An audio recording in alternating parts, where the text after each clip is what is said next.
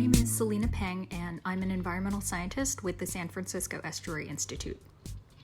We should be restoring the estuary ecosystem to set an example of how we, humans, want to live alongside nature. The San Francisco Estuary is like this huge gathering area for plants and animals and people and culture, and there's also a ton of technical expertise here and financial resources. I'm looking forward to seeing some incredible restoration work in the estuary and would like other communities to be able to look here for leadership. This is David Lewis, the Executive Director at Save the Bay. We've focused on restoring the Bay for people and nature for all the obvious reasons. The web of life it supports, its beauty, recreation, and economic value. But during the pandemic, many people reawakened to the reality that the Bay restores us. And during COVID restrictions, so many people rediscovered the Bay shoreline, Bay Trail, and parks, where it was not only safe to be outside alone or with our bubble of friends, but where the Bay and its nature restored us. We realized how fortunate we are to live here with so much access to the Bay and natural places where water, trees, open spaces restore our calm, our balance, our perspective.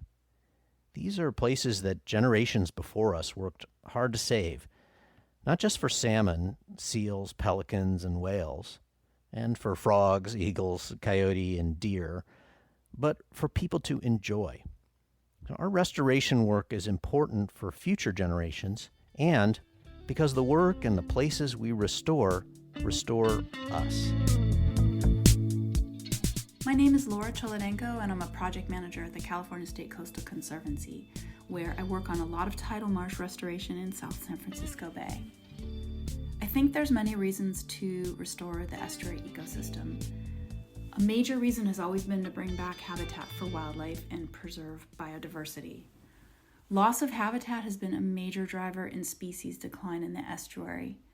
So restoring tidal marshes, oyster reefs, eelgrass beds, and other habitats native to the estuary is really essential if we want to sustain the variety and abundance of life here. Those habitats and others also provide a lot of benefits to human communities. For example, marshes filter pollutants out of the water column and they protect the shoreline from erosion and inundation.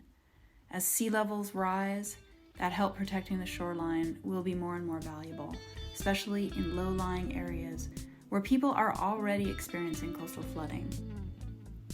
Fortunately, habitat restoration in the estuary is really working. Many areas that have been restored to the tides are filling in with sediment and revegetating. Some of those areas are even supporting endangered species like salt marsh harvest mice and ridgeways rails. There's a lot of momentum around restoration in the San Francisco estuary for good reason, and I'm really hopeful that we can accomplish a lot more of this work over the next decade.